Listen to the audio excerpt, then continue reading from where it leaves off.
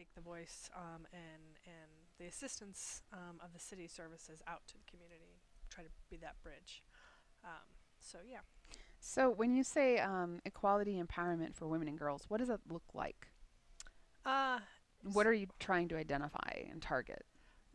So for we predominantly focus on Denver, and some of the things that we've accomplished is taking policy recommendations to the mayor's office in hopes that he can make some policy changes, either just through practice or through true policy and ordinance that affect either the Denver employees, which Mm-hmm.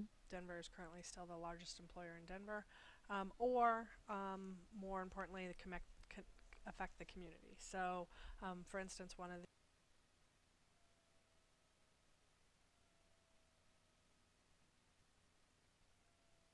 Thank you so much for joining us today on Connect and Collaborate, where we come together each day to introduce you to our network of business and community leaders and to discuss issues that impact business.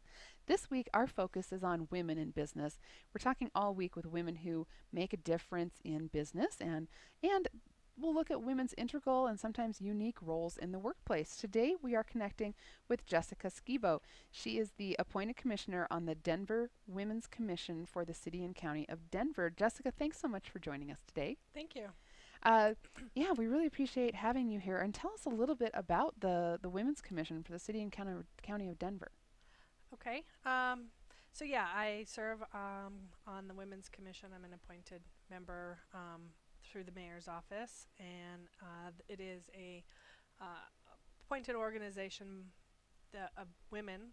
All unfortunately, Mm. right now we do try to have men on the commission, but we promote equality and empowerment for Denver women and girls, and we do that through policy and legislation recommendations, and trying to be the voice of the community and take that voice back to the mayor's office, and then alternately take the voice and the assistance of the city services out to the community, try to be that bridge. So yeah. So, when you say equality empowerment for women and girls, what does it look like? Uh, What are you trying to identify and target?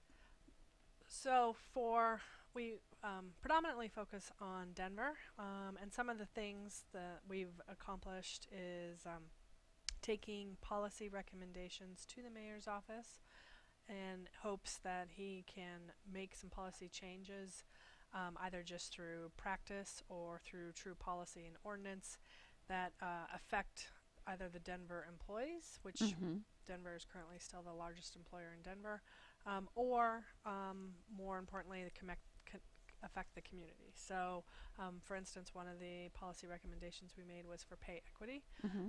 asking him to do a pay equity study of the city employees with regards to gender, Interesting. and if there was any gender disparity, which there was not. And in doing so, our hope was to um, have him do that first and foremost, just to look inward and Yeah. ensure that there, we took care of our own house, so to speak, and then Right. to do exactly what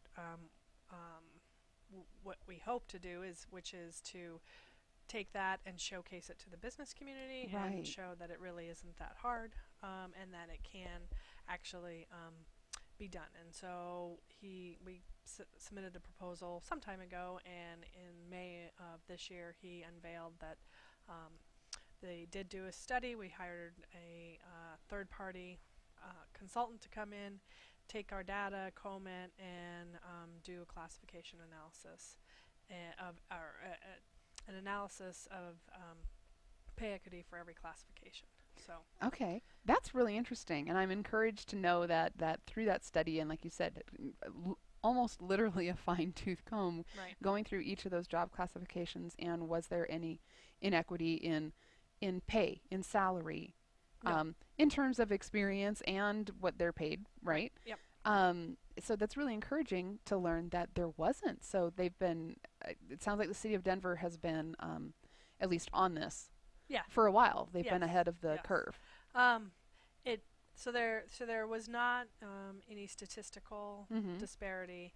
by classification, and the consultant did take into consideration experience, education, things of that nature. It's not to say that if you and I weren't in a position and had the same title that our pay would be Perfectly equal. right, and for the exact reasons I just mentioned, that it's it's um, uh, experience or education or Right, things like which that. does need to be quantified and Yeah. is worth a different Right. salary range. Absolutely. Right, but that overall between women and men, the salaries were fair and Yes. equal. That's Yes. it's wonderful news, Yes. right? And I Right. love that. So it's like, okay, so um, here's the city of Denver saying it's possible. Hmm. We can do it. In fact, we're doing it. Now ask the businesses Yeah. to look inward Right. as well. Right. And that is a part of what our next thing we've been working on is the Denver Thrives Women Thrives Guide, Mm-hmm. which is a employer guide that shows a uh, a leader, a business owner, a manager, an employee, how to approach gender equity in general. It's not just about pay. I mean, pay is a big part of it, and pay is the thing that everybody focuses on, Mm-hmm. and it's always in the national lens, and we certainly have a long ways to go when it's 70 to 80 cents to a dollar. But it's more about career advancement Mm-hmm. and opportunity, and paid family leave policies, and transportation. So there's many other things that you can do as a business to provide gender equity opportunities for your employees, and not even have to broach that um, topic or issue around pay equity that makes a lot of businesses nervous. And I Right. think that's one of the most interesting things. So the other part of my focus and kind of what brought me here today is serving on the Public Affairs Committee for the Women's Chamber of Commerce. Right. And I've been a part of that committee in the chamber since 2013, and have seen the natural progression where traditionally businesses were very anti-minimum wage legislation, for Okay. instance, right? And yet, the Women's Commission and any women's organization that wants to speak on or fight for, advocate, or educate for minimum wage will absolutely want to be in the lane of Mm-hmm. we need to increase minimum wage because the large percentage, I mean, it's like between 60 and 70% of women who make, or 60 and 70% of people who make minimum wage are women. Right. So how can you be the Women's Okay. Chamber of Commerce and not legislate for minimum wage increases? Just to Right. even things out Yes. between the genders, Yeah. between the sexes. Right. So Interesting. it's for the first time, I think, just my personal perspective sitting on the chamber and being a part of organizations like the commission and other things where they've traditionally come from opposite sides of the issue and could never find that space to agree on, because the one was going to increase the business owner, Right. and then the other was going to help out the employee, and we're finally finding a nexus between those, and I think businesses are open to that. So Okay, that's a really good perspective. I hadn't heard that side before. That those minimum wage earners, the majority of them, are majority women. are women. Yeah, Hmm. so that helps to even that out. We'll be back with more talking about women in business, and our guest today is Jessica Skibo. We will be right back. Stay with us. Thanks so much for staying with us today for Connect and Collaborate. This week, we are focusing on women in business, and I'm happy to have Jessica Skibo in studio today. Hi, Jessica. Thanks so much for being here. Thank you for having me. It's my pleasure. Absolutely.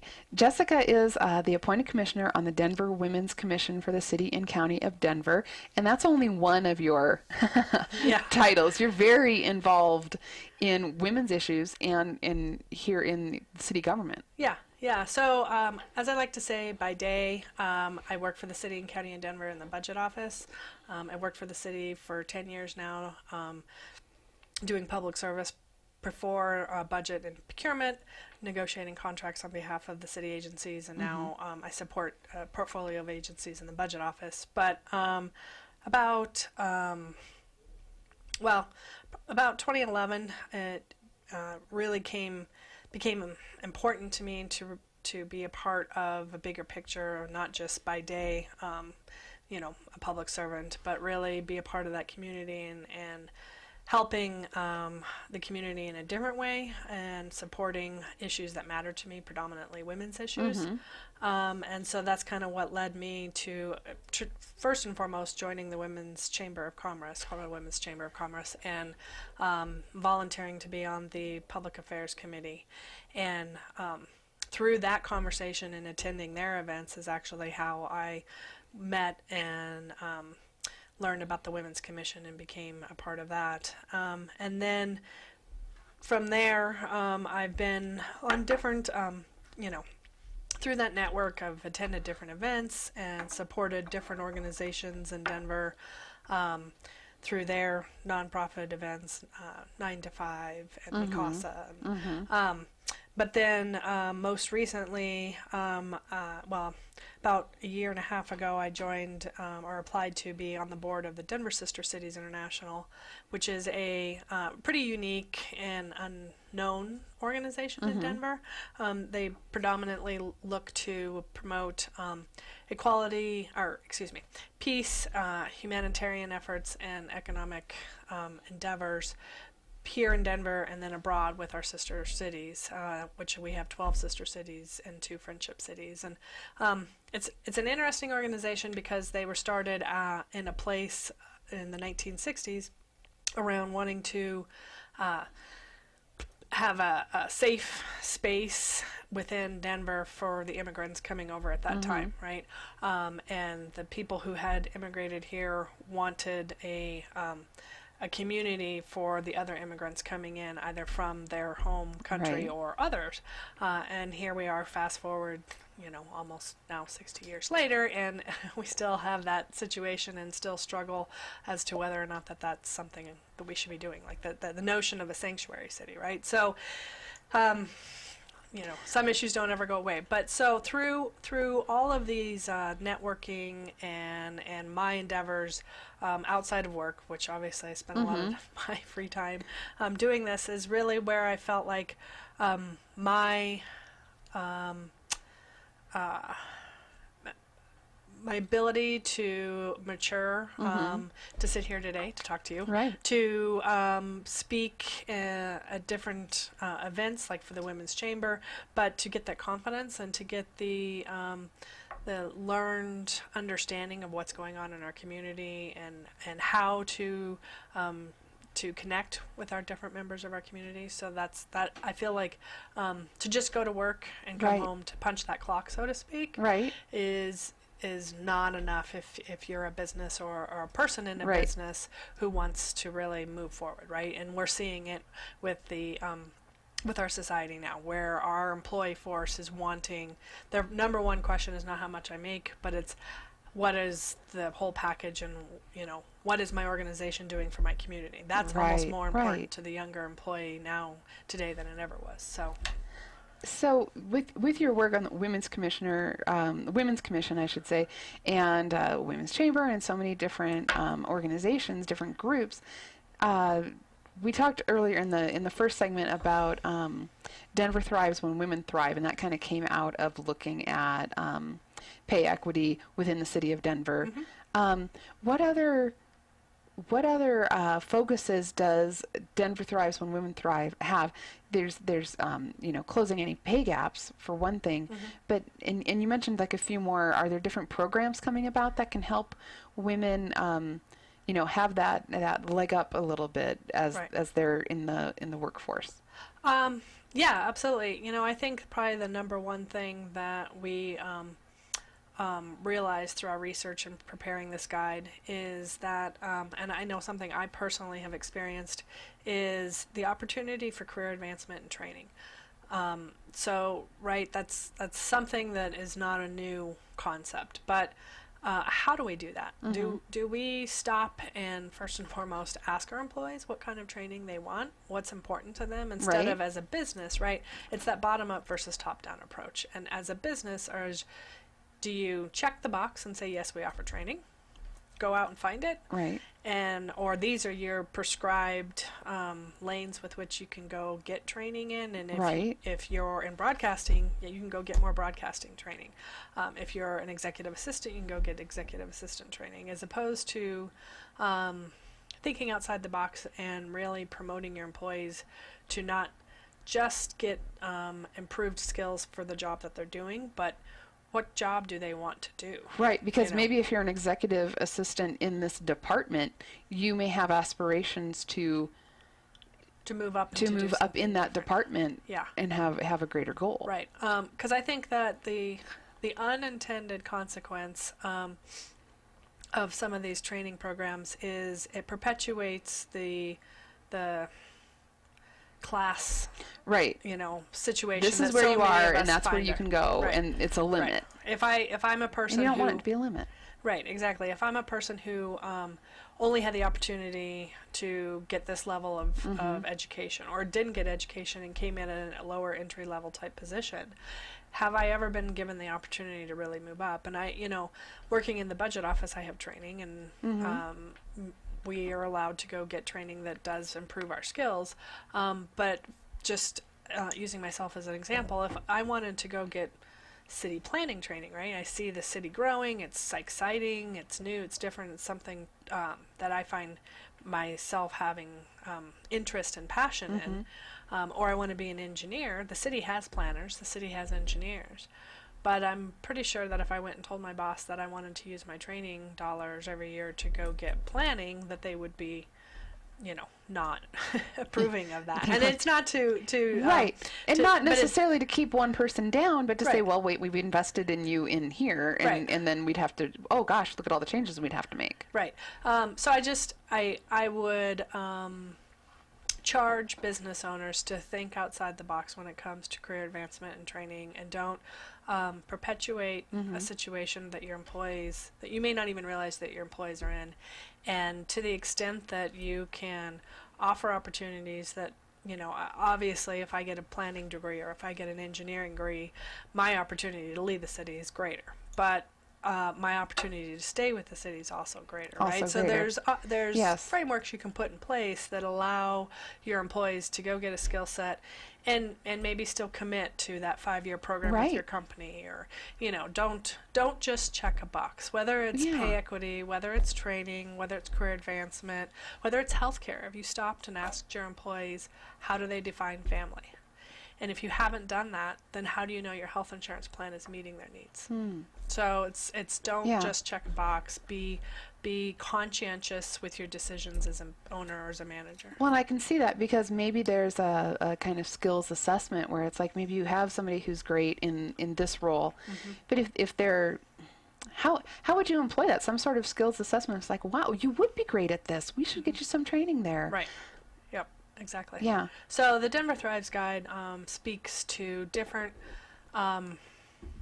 things that give you, as an owner or business leader or manager predominantly, but certainly an employee as well, just things to make you stop and think and ask yourself the tough questions or easy questions that you just may have not occurred to you. I think, that's where all the inequity comes from today. It's not an intentional keeping someone down. It's just that unintentional implicit bias that's in all of us, that we need to just stop and take a moment to ask the questions of those around us, both our colleagues and our employees. Right, and imagine the opportunity that might open up. Yeah, yeah, that's fantastic. Tell me a little bit more about, with a couple minutes left in this segment, and then we'll go on to some other topics. A little bit about your inspiration. You mentioned, you're working with the Women's Commission, the Women's Chamber. You're working with Denver Sister Cities, and how important it is to you to be involved in so many ways. Right.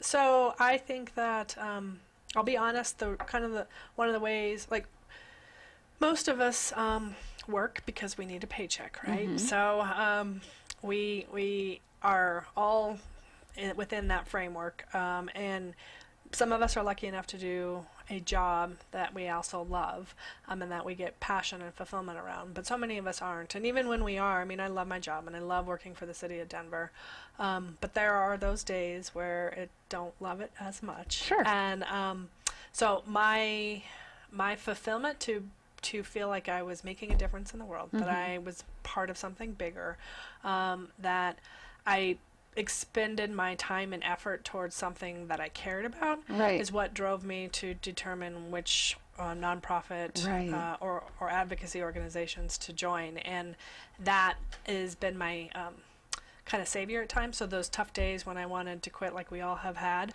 I found I was able to sustain and kind of pull back a little bit, but sustain my balance through my advocacy organizations. Yes, and that advocacy, because then you're helping to make other people's situations better. Right. So Yes. Yeah, we appreciate that about you.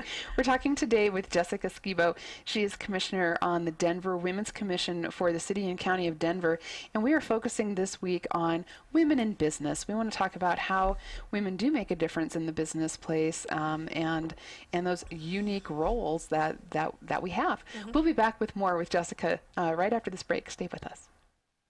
We're so glad you're staying with us for Connect and Collaborate today. This week we are focusing on women in business, and today I'm talking with Jessica Skibo. She's the commissioner on the Denver Women's Commission for the City and County of Denver. And Jessica, we're so glad to have you here for this great conversation. Tell us about how people can get involved in the Women's Commission for the City and County of Denver, and probably also the Women's Chamber. That you have a lot. You have your fingers in a lot of pots, don't you? Yeah. So first, with the commission. So I'm the current chair of the commission, but we have a 21 member. I'm not the commissioner. I'm just one of 21 great women and large community, to be honest. And we actually are taking open applications through the end of October. So if you go to the denvergov.org website and then the /women, or you go any one to the mayor's office and find the commission page, the Women's Commission's listed on there. So you can download that application and feel free to apply. But all of our all of our monthly meetings, it's the first Thursday of the month, are posted online on our website, and the agenda and location. And are all open to the public, and the community can come, and traditionally always we have at least a handful of members from the community at every meeting. So I welcome any and all to come to that. It's always fun and lively, and our agendas are very, very packed. And then with the Colorado Women's Chamber of Commerce, we are actually having a Women in Advocacy and Policy 101. It's a lunch and learn legislative policy lunch and learn next week, to kind of really start, if you're new to this conversation, or I still feel like I'm new even though I've been involved in this now for as many years as I have. It's a great lunch and learn to go to just start either reminding yourself as the legislative session is upon us what the different how legislation happens in the state of Colorado really is what it's about. And then the Colorado Women's Chamber of Commerce, I would sit here for a half hour and talk about all the events they're having. So please go to their website, and they have an event or two at least every single week.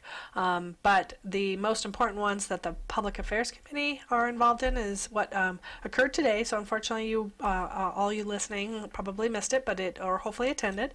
It's the Women in Advocacy and Policy 101. It was a lunch and learn, just to kind of start getting ingratiated to that legislative conversation and how legislation happens in Colorado.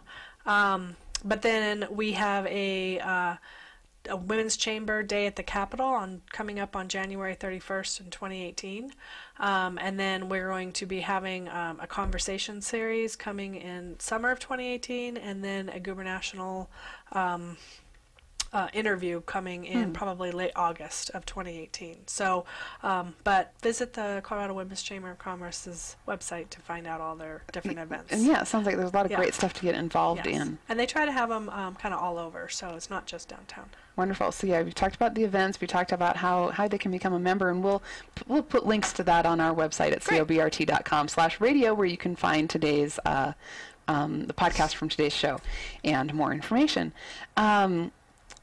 So you're so involved in women's issues throughout the city of Denver. We talked about like pay equity and like identifying some of those obstacles that maybe women in particular have. Mm-hmm. The pay equity sometimes is disparate because the women are the ones more likely to take care of people at home. Mm-hmm. Should that happen in their family, right? Yep. Whether it's taking care of the babies or family members, you know, mom or mother-in-law or somebody's sick and somebody's got to take time off. Yep. And that's what sometimes impacts where they come back into the workforce at their salary Yep. level. Yep. What are some of the other issues that we feel women, the obstacles that women might face in that same area? So I think it's a few things. It's first and foremost, we don't negotiate for salary. Yes, it's true. We should always negotiate, always ask for more. Don't be afraid to negotiate, which stems from this space of the mistake that every woman makes. So not even, let's back up from actually negotiating a Sure. salary, but just applying to the job. Okay. So research shows that a job is posted and a woman looks at it and sees all the experience and qualification expectations of the job posting, and she might be able to meet 60 or 70% of it, and she goes, oh, I don't have enough experience to Right. apply. A man looks at it, he might be able to meet 40% of it. Mm-hmm. Oh, I got that, I can apply. Like it research shows time and time and time Right. and time and time again, men are just naturally inherent to thinking no matter what they can do it. That they've got it. They've got Yeah. it, right? That fake it till you make it, you can do it mentality. And women just inherently don't think like that unless, again, we stop and we're conscientious. Right, because you can say, well, I have most of those skills, but I'm missing a few of these. Right. And until I'm trained, I don't feel like I'm qualified Yep. to say, yeah, I can do that. Yeah, exactly. Interesting. So, so that apply. First and foremost, don't look at a job posting and think that you can't do it. Like, there's the minimum of qualifications, and then there's the nice to haves, and you know. And they're not listing them in the nice to have column. Right. You know, so you don't know. Yeah. Right. Yeah. And so that's why I hear that so often. It's like, let the employer decide if you're qualified Right. for that job, and then Yep. go from there. Yep. So first and foremost, apply. When you get in an interview, don't go in there thinking, oh, may I please have a position. Go in there thinking, I can do this position. And then when they offer you the job, negotiate for more. And you're springboarding into a space more so than traditionally women have done. And then I think, you know, that same mantra throughout your job career of not being afraid to speak up, not being complacent in your environment, and the policies with which your employer treats you differently. You know, it's, again, I don't think it's inherent. I think if you went and asked any employer, male or female, do you intend to be disparate in how you're treating your employees? And they would absolutely say no. Of course not. Yeah. But they don't realize that they're unintended. So, you know, just be conscientious. And then when it comes to family, I think we need a network. We need mentors. We need men, again, inherently are more likely to network with each other or say, oh, did you hear so-and-so needs this? Or, you know, Bob would be a great fit for that position. And so women, unfortunately, we're not as apt to share alike and help and reach back, because I call it there can be only one mentality. We've all fought so hard to be that one woman at the board table. It's still not inherent, I think, for us to be really open to our colleagues and our predecessors to help them, you know, come along and share in our limelight, right?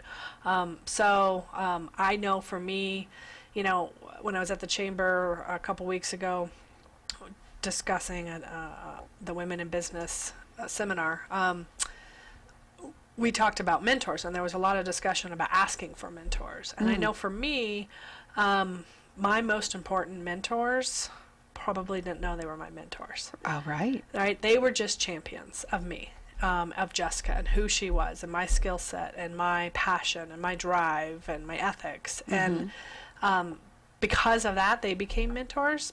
But I never asked them to be my mentor. And they may or may not even have known that they really were.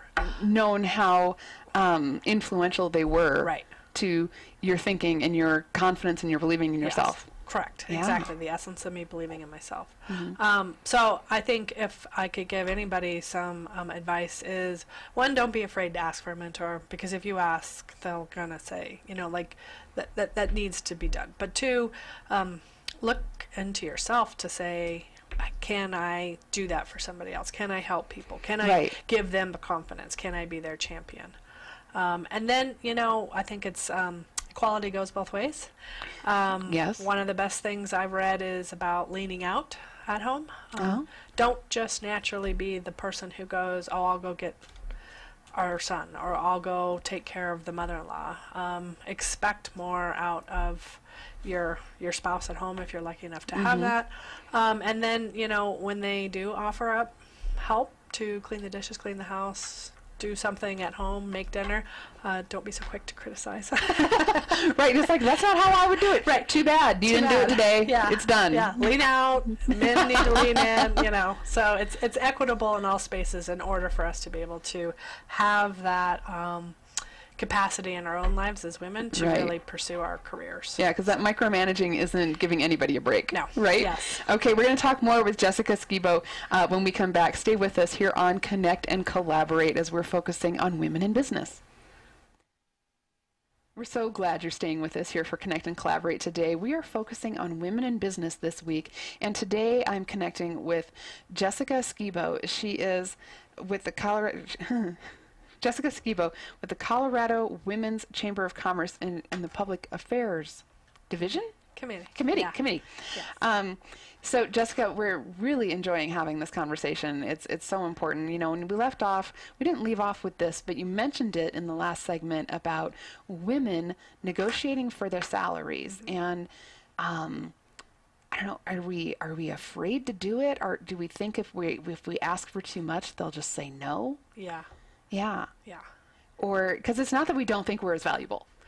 We do, actually. Really? Yeah. I mean, I'm speaking in generalities, and I hate doing that, but I think that it's that same notion that I was kind of referring to earlier, where we look at a job and we might have 70% of the job skills, but we still don't apply because we don't have 100%. Right. Like, so I don't know if it's as valuable, but we're just, we don't have enough self-confidence, perhaps, in our value.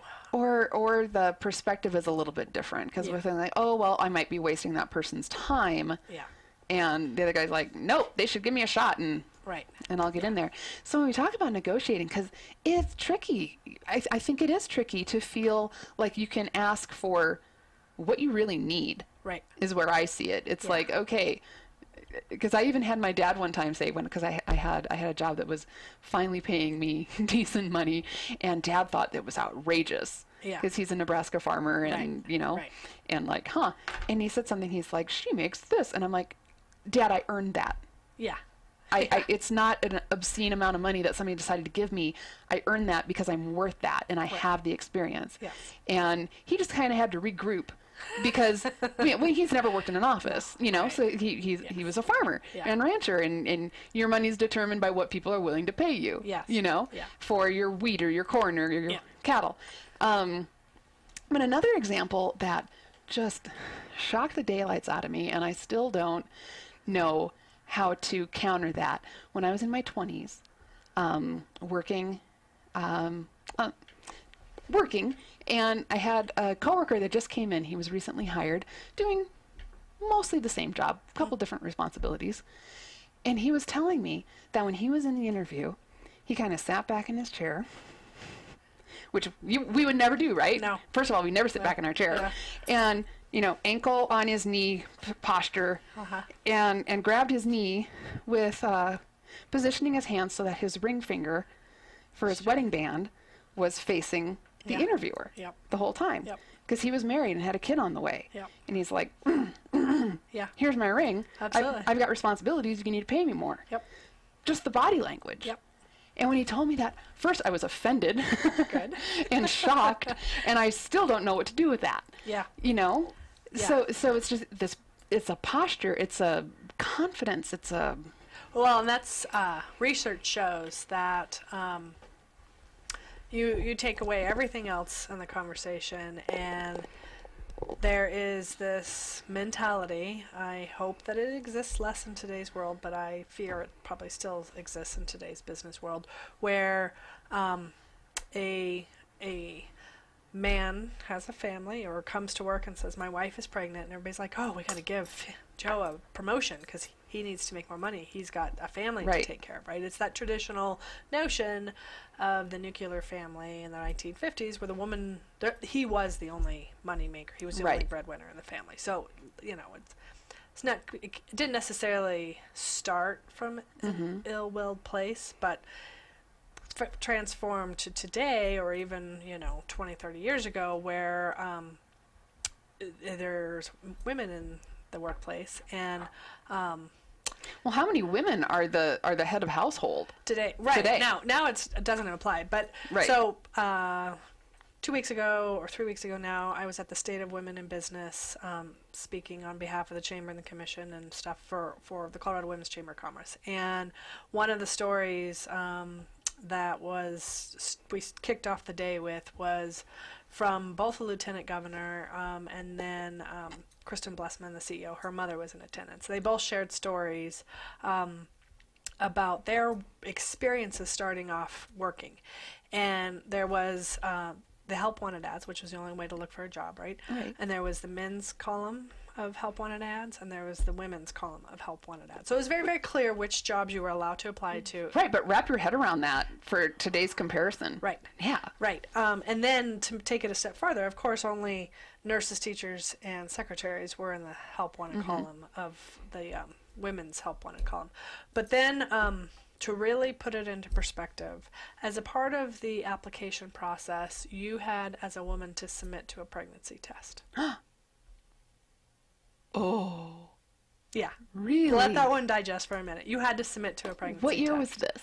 I couldn't Yeah, say. we're going to I say mean, we're- probably like, 60s, maybe early 70s even. Yeah, definitely 40s and 50s. So I mean right, that's offensive today, and No it's kidding. but it's that same notion of she's leaving at 3 to go pick up her kids. She's not putting in her 8. Oh, he's leaving at 3 to go to the soccer game. What a good dad, right? Like, just stop and think about that, and that. We probably all are somewhat guilty of still doing that today, and some more than others, right? So there is tons of research that shows that men who come to work and say they're going to have a family, they get a promotion, and women who come to work and say they're pregnant, the first thing that enters into that manager or employer's mind is, what am I going to do in 9 months? Right. Is she going to come back to work? How much work am I going to lose? Then she's going to have a family. Then she's not as dedicated. Yeah, she's not as dedicated, but he has a family to support, so... None of those things even enter to the mind of, oh, he's going to have his firstborn. Right. So, so it's a sad but true, and again, it comes from that implicit bias, and if we just start being more conscientious of our practices as employees and employers, I think that hopefully it will start reducing. Well, and do you think it has? Because, I don't know, the story you just told is shocking in today's the vernacular, I think. Yeah. So it has changed. Yes. It has gotten better. Yes. But we're not there yet. No. No? No, we're not there. I mean, the fact that we're still fighting for pay equity, and that we're still fighting for paid family leave, that we're still fighting to have, some for paid maternity leave still. Right. Yeah. Yes. Which seems so. Right. Of course, I need time. Yes. To be home with a baby. Yeah. Yes. And even a lot of firms that offer paid maternity leave, it's just that. It's maternity leave. It's the basic minimum that they can Like get 6 away weeks with. or something. Yeah. It's only maternity leave. So it's not paternity. It's only if you have the child. It's not if you adopt a child. Oh. So like, again, that goes back to what I said earlier about stop and ask your employees, how do they define family? Because I think if you ask your That's a really employees good point. how you define family, you might very much want to change your policies, your health insurance, your practices. Well, and that goes a couple of different ways, because like for myself, recently married, I have stepchildren now, Right. probably not going to have my own. So what I might need leave for would be taking care of my Yeah. elderly mother Yeah. Yeah. and not newborns. Right. Well, and even if they're not newborns, I mean, I obviously don't know what age your children are, but Right. in your exact situation, whether they're 5 or Right. they're 15, they now have this new person in their life, Right. and you have these new dependents in Right. your life. That's part of that true. If you have a very rounded paid family leave policy, Exactly. it is just It takes that care too, of right? your It's that- family, whoever it is. Right, and then you should also be able to take 6 weeks or 12 weeks or whatever that is to become, because you're now a new parent. You are all of a sudden a new parent, especially if you've never had children, right? But Right. regardless of that, you are Well- now a new parent, and you should be given that same opportunity to bond with your now new family, which then the part that, so that part of the conversation, that thought process is not new to very women-centric Right. organizations. That thought process to the economic and kind of chamber spaces is new, but I think they're finally really starting to realize, and when I say they, I mean like the larger group of business owners, realize that if you have an employee that's got that work-life balance that we all want, Right. that has that feeling that the part of their lives that matters the most, our family, is safe and secure and taken care of, and I have that bond and I don't have to worry about them, I can actually come to work and be a very productive employee, right? So if you don't afford your employees the opportunity to define their family and know that they're taken care of, whether it's ask your employees how do they get to work, what are their transportation options? absolutely. Because so many parents have to make, especially, I mean, don't even get me started on transportation in Denver, but in Denver, where so many work downtown, where it's so expensive to park, where public Yes. transit isn't as easy for you to quickly Or are you get. getting on a bus at dark 30 Right. that Right. you've got to arrange for somebody to get your kids to school, Yeah. and this is just detrimental to your family life? Yep. If an employer asks that question, Yeah. how can we solve it? Right. How can we help you take care of that logistic that has to happen in all of our lives of getting to and from work, and then if you add children and soccer practices and all those kinds of things into it, so that when you're at work, you can be at work, you can be present, you can be productive and profitable, Exactly. and not have that that worry in the back of your mind about what's going on. Right, and that perspective, not just the worry, but at any of those family obligations, so that the employee can be their best self while they're at work. Right. And I was going to mention, like, some of these, a lot of businesses are still very skeptical about any work from home Yeah. idea, Right. where you can still do the work. Most work can be done on your computer, no matter what internet connection you have. Yep. Yeah. Yep. Yeah, I just heard Flexibility. The flexibility, right? And that again, just so don't make a work from home policy without asking your employees, do you want it? Do you not want it? What do you want? Right. Like how If you could do it one day a week, would it make things better for your Right. entire family? Yeah, because you're going to have Let's those consider it. employees that don't. They Right. want that away.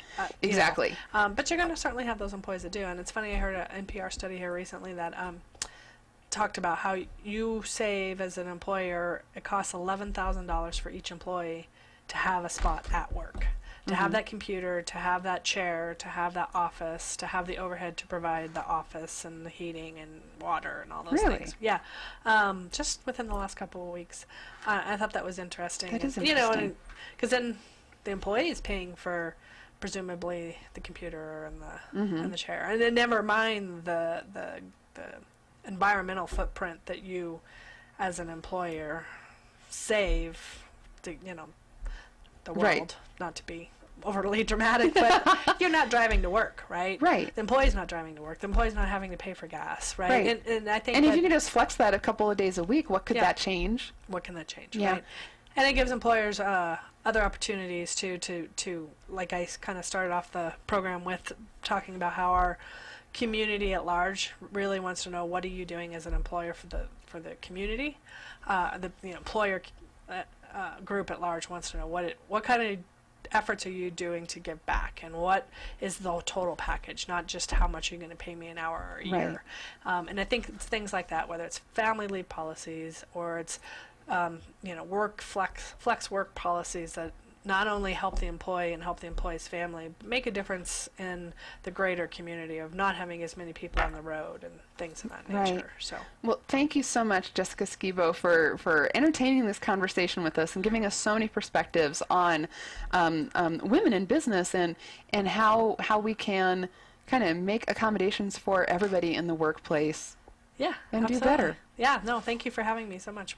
I very much appreciate it. Thank you so much. Thanks for listening to Connect and Collaborate.